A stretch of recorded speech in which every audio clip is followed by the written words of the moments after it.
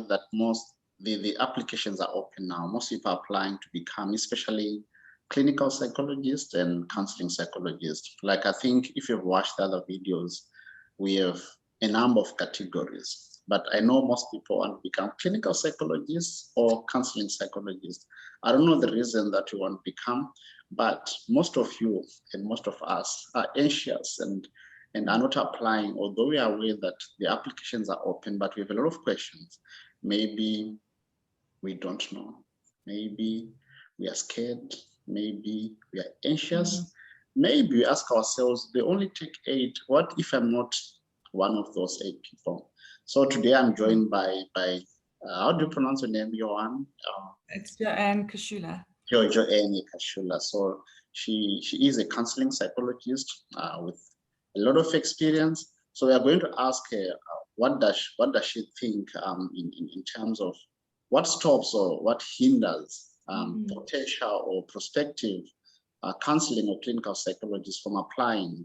We are aware that we need to apply, but what is stopping most of them, or what is hindering most of them? If you can share with us. Okay, you know, it goes back a long way. 20 years ago when I applied, I remember the feelings and the anxiety and the uncertainty and the questioning, will I be good enough, or will I get in, and all the things you've just said. Will I be okay? What if I don't get in? And I think these are such valid questions and valid fears that because what we're doing is when we're applying for a program like this, and they only take like 1% of the applicants that actually start with Psych 1, you're putting yourself really, as Brene Brown calls it, you're putting yourself into the arena. You really are. You're putting yourself out there. You're being vulnerable. Very vulnerable. And then she defines vulnerability as uncertainty, risk, and emotional exposure when you don't know the outcome. And I think that this is one of the most vulnerable spaces that any student can be in, because it's like we're asking other people to decide for us whether we are good enough, or whether we fit. Do we belong? Are we okay? Am I as bright or as good a student as I thought? Is there stuff about me that's actually getting in the way of, is there something wrong with me? Do I need more therapy? There's all of these questions that I would imagine come up for people. Okay, but what do you suggest? I'm aware that, but I want this thing. I want to become a clinical psychologist. I want to become a counseling psychologist.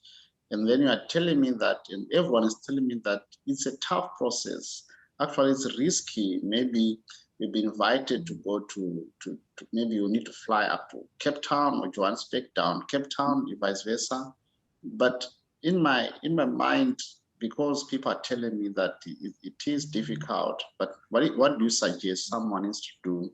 Okay, I'm listening for the first time. My marks are good, and I've checked the requirements.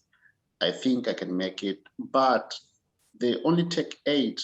But so what do you suggest someone needs to do from a point? Okay, so what I would suggest, Jabulani, as Brene says, when we go into the arena, we mustn't armor up, which is what we often do when we're feeling vulnerable. We put on that armor to make out that we are okay and that we've got it all together. But that doesn't work very well for connection to others and for connection to ourselves as well. So she says, if we go into the arena, the only thing we take in with us is a sense of our own values.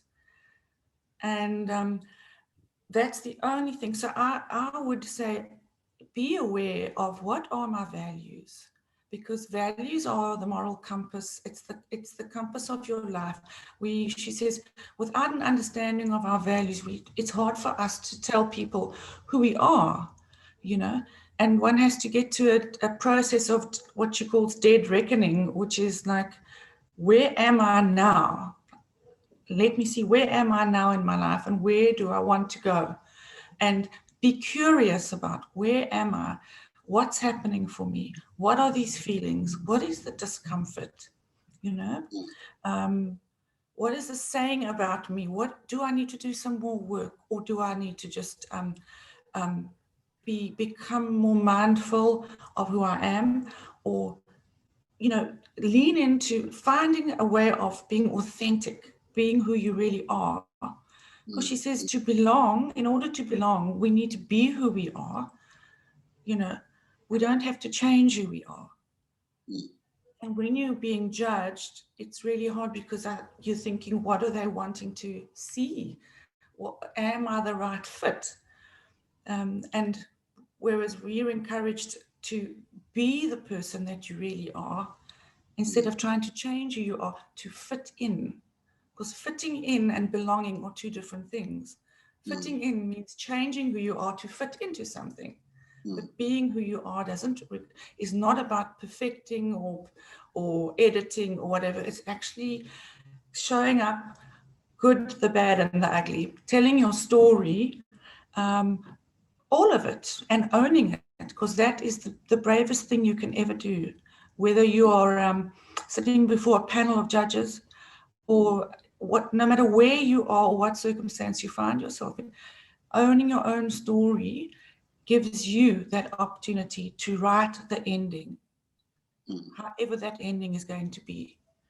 And you mentioned mindfulness. I don't like that word.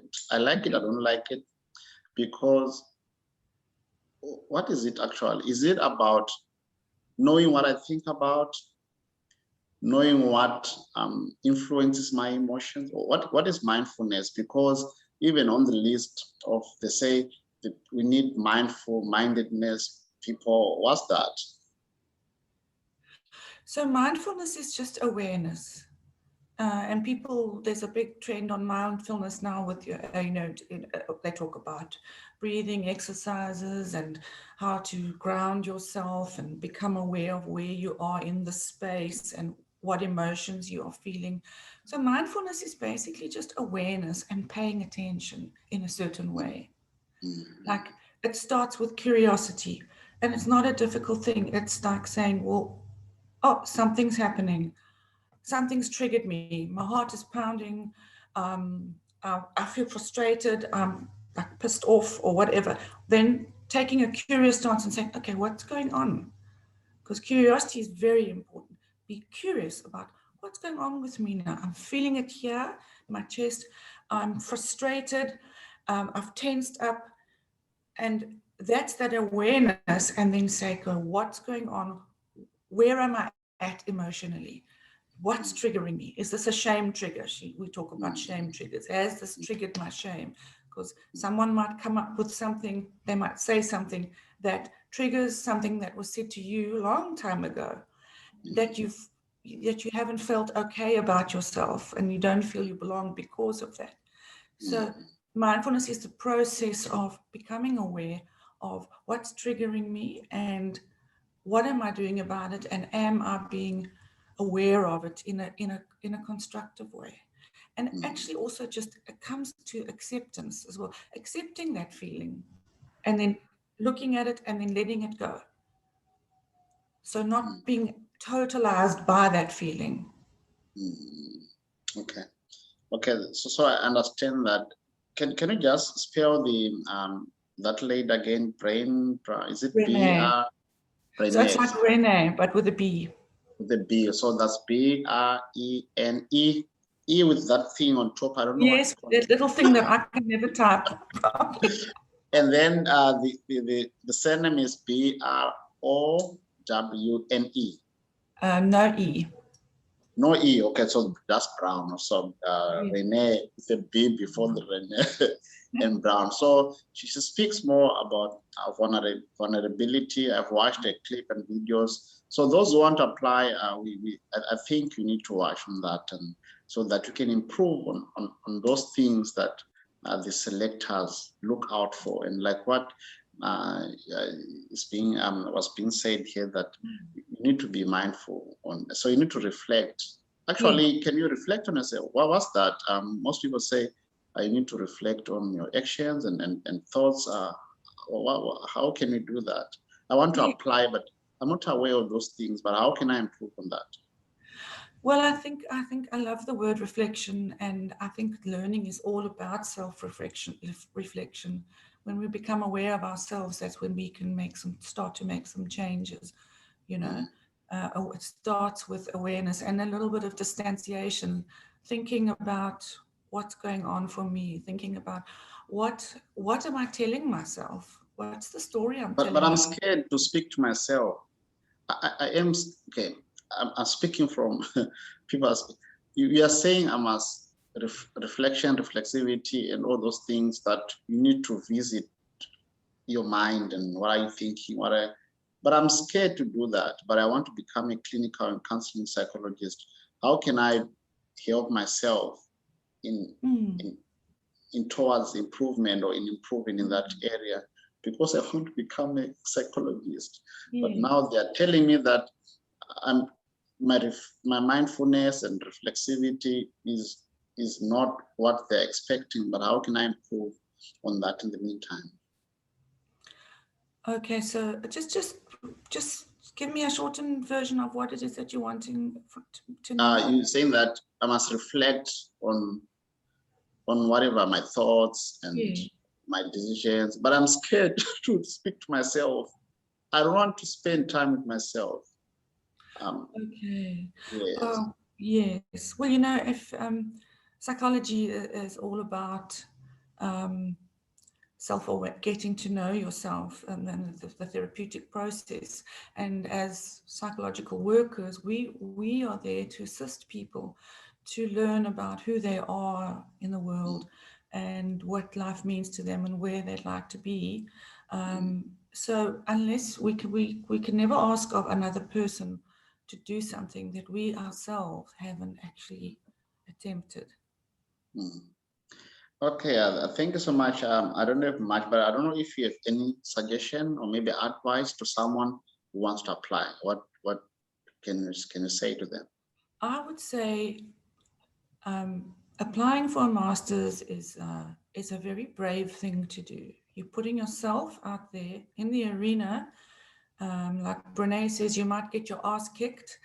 She talks like that because, but at least even if you failed while daring greatly.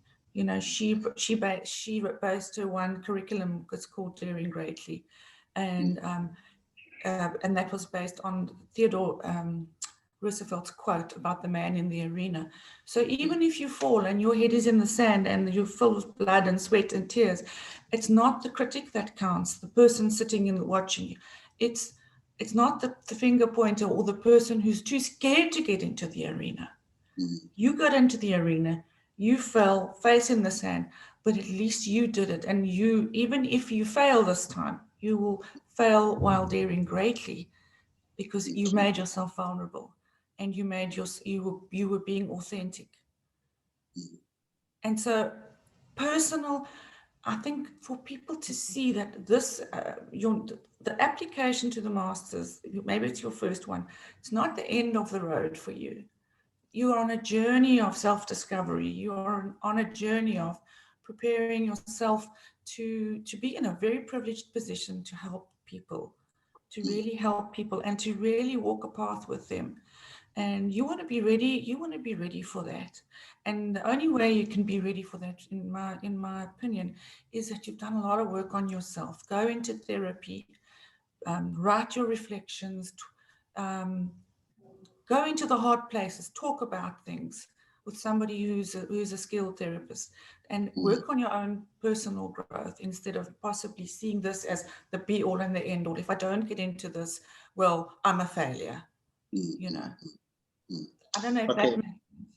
Yes, yeah, thank you so much. So you are watching and you are maybe stopping yourself from applying. We've heard that it's an arena. Let's get into that. Apply, and it's not the end of the world.